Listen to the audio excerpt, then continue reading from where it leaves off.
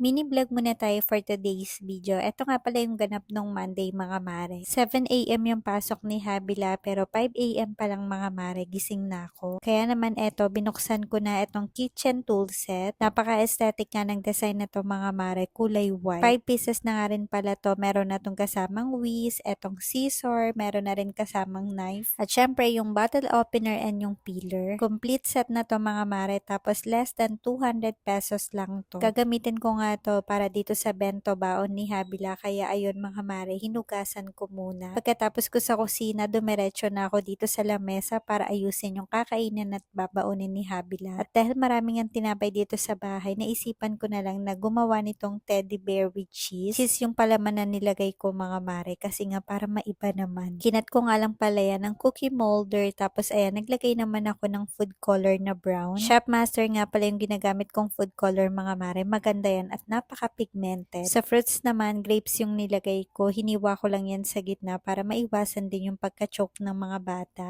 Naglagay nga rin pala ako ng 2 chocolate brownies at nag-add din ako nitong cereal. Sobrang cute nga nitong bento baon na nagawa ko para kay Habila. Ang ganda! Ano itsura? Teddy bear. Wow! Gusto mo ba yan? Kain mo yan ha? Very good ka.